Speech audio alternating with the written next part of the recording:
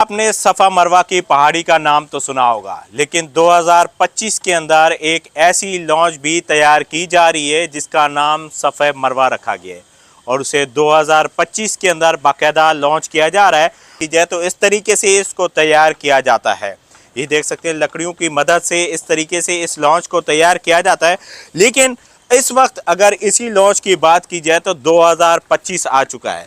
2025 के अंदर ये सफ़ा मरवा की लॉन्च है जो कि मुकम्मल तौर पर तैयार हो चुकी है। इस वक्त आवाम की तवज्जो का मरकज़ भी बन रही है। कैसे इस लॉन्च का 2025 की बाकायदा पेंटिंग कर दी गई है और इस लॉन्च का नंबर जो है ना वो भी रजिस्टर्ड हो चुका है नेवी के अंदर, कि जिस तरीके से माहीगीर इस नंबर की अलॉटमेंट के बाद इसको समंदर के अंदर लॉन्च करते हैं। मज़ीद इसके ऊपर के मनाजिर क्या होंगे सफ़ा मरवा के, वो भी हम आपको दिखाते हैं ऊपर जाकर। आइए तो हमारे करने वाले हैं। ये इब्राहिम हैदरी की पहली कश्ती होगी जो 2025 के अंदर लॉन्च की जाएगी। इसकी तैयारियां कितनी मुकम्मल हो चुकी हैं और क्या क्या तैयार हो चुका है, इसके हवाले से आपको मुकम्मल अपडेट्स देते हैं और क्या क्या इसके अंदर नफ्स किया गया है ताकि जो माहीगीर हैं वो इसके अंदर सफ़र करते हुए समंदर का रुख जब करेंगे उनको इन फैसिलिटीज़ से मुस्तफ़ीद हो सकेंगे। ये अहम जब माहीगीर यहाँ से समंदर की तरफ रुख करते हैं वो होता है खाने और राशन का इंतज़ाम। तो उसके लिए किचन भी ये तैयार किया गया है जिसके अंदर यहाँ पर ये पूरा निकल जाता है और इसके ऊपर अपना चूल्हा रख कर सिलेंडर के ज़रिए अपना खाना तैयार करते हैं। और क्योंकि बाज़ों का समंदर के अंदर माहीगीर जब जाते हैं इन बड़ी लॉन्चेस के अंदर तो एक दिन या इससे ज़्यादा 20-25 दिन भी लग जाते हैं। तो इस हवाले से उनके पास राशन का मुकम्मल इंतज़ाम करके इसके कश्ती के अंदर सफ़र करते हैं। इसके बाद आ जाता है पहला मरला, क्योंकि जब कोई भी माहीगीर सफ़र करते हैं मछली का शिकार करने के लिए तो सबसे अहम जगह होती है आराम करने के लिए। तो यह आराम करने के लिए वो मकाम भी बनाया गया है जहाँ पर जो साथ में माहीगीर गए हुए हैं इसके अंदर सोकर आराम भी कर सकते हैं। ये दूसरा मरहला है जिसके अंदर अगर माहीगीर मछली का शिकार करते हैं तो ये फाइबर का एक किस्म का फ्रिज बनाया गया जो कि बड़ी कैपेसिटी के अंदर मौजूद है, जिसके अंदर कई हज़ार टन मछली इसके अंदर स्टोर की जा सकती है। मशीनरी के ज़रिए जाल को, बड़े जो लोहे के पाटे होते हैं, जाल को उन पाटों के ज़रिए समंदर के अंदर फेंक दिया जाता है और ये वज़नी होते हैं तो उनको खींचने के लिए इन मशीनरी का इस्तेमाल किया जाता है ताकि उन पार्टों को दोबारा उठाया और जाल को वापस लाया जा सके।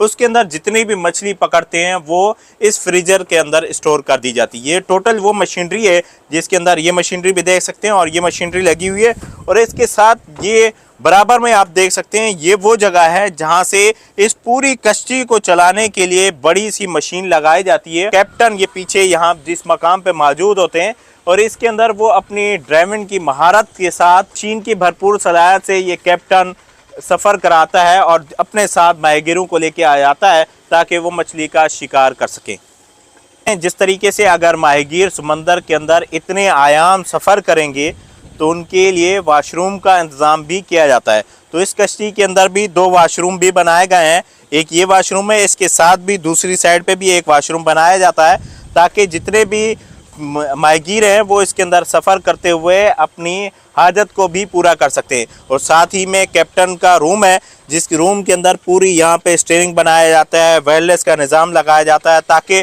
किसी भी इमरजेंसी की सूरत में उस वायरलेस के ज़रिए वो रब्ता भी कर सकता है और मदद भी तलब किया जा सकता है।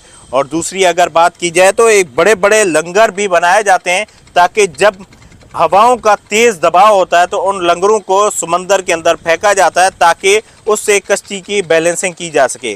और इस हवाले से अगर बताया जाए तो ये कश्ती इस वक्त मुकम्मल तौर पर तैयार होने के करीब है और 2025 का आगाज़ हो चुका है। 2025 के पहले महीने जनवरी के अंदर इसकी पेंटिंग का भी आगाज़ हो चुका है जो कि अबाउट टू मुकम्मल होने के करीब है और लगता है कि 1-2 माह के अंदर इस कश्ती को समंदर के दरमियान भी भेजा जाएगा ताकि माहीगीर इससे फ़ायदा उठा सके। समंदर का नज़ारे पेश करने के लिए पहुँचे तो वहाँ पर इसकी खूबसूरती लोगों को लुभाए भी सही, उस हवाले से बड़ी मेहनत कर रहे हैं। भाई आप ये बताइएगा कि इस वक्त अगर इसकी कलर के हवाले से बात की जाए तो कितने दिन से आप कलर कर रहे हैं? बड़ी ये मुश्किल काम होता है नश्को निगार करना, कलर साजी करना, तो आप कितने दिन लगा दिए आपने?